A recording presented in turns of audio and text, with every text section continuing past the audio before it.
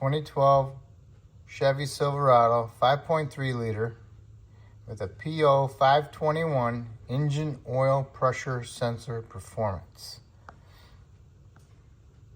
What I'm going to do is remove the sensor and remove the filter.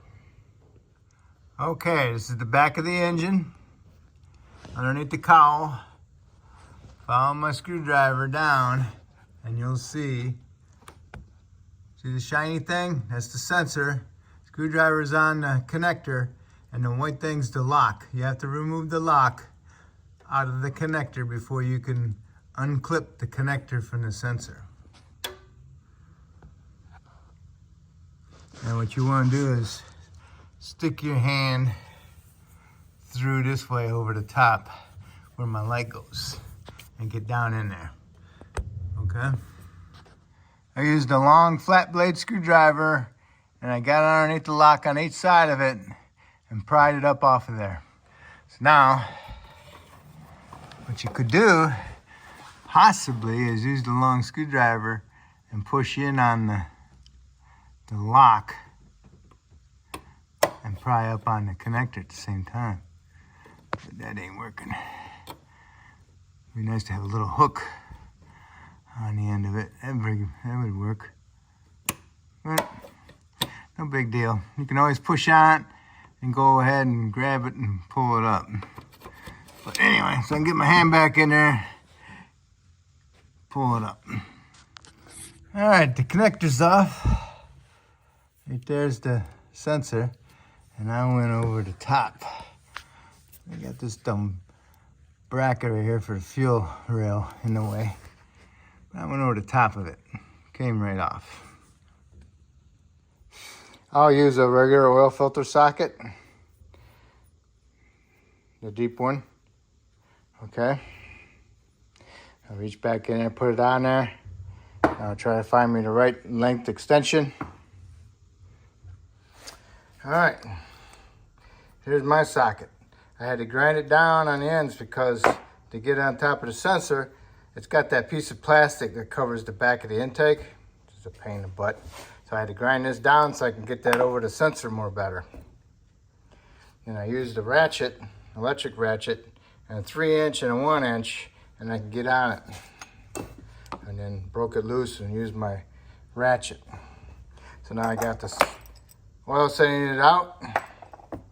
Then I want to pull out my screen and I want to inspect it to see if it's full of crud. You get yourself a little pick, looks like that. Stick it in there so it bottoms out. Remember where your little angle's pointing, and then just grab hold of the side of the filter and pull it up, and then go ahead and grab it with your fingers and pull the whole thing out. Try not to drop it. So if it was dirty, it'd be all full of junk inside there. And this one's pretty clean. Disappointing. Okay. Well, we'll get me a new sensor. And then I'm gonna put my old screen back in. I'm gonna clean it anyway and see how that goes. Before you put your new sensor in, make sure you install the filter. Make sure you install the filter pasting down the same way you pulled it up, okay? Just drop it down in there and make sure it falls down in there. Then you can go ahead and screw your sensor in. Got me a new GM sensor. I put just a little tad bit more Teflon sealer on it. And I'm gonna thread it in my fingers as far as I can get it. And then I'll put my socket on there and I'll run it down and give it a little bit of a torque on it so I can crush that little washer gasket. Okay. Got my sensor in there and I got it tightened up, and I got the little tab facing me so the little connector will face me when I go ahead and ever need to unplug it again. So it's all plugged in, it's all set to go. What you want to do is you want to double check your oil level. Make sure you clear your codes, and we'll see how that goes. And then don't forget about your little engine cover that you took off beforehand. Okay? All right, I'm gonna get my flashlight out of there, and we're all set.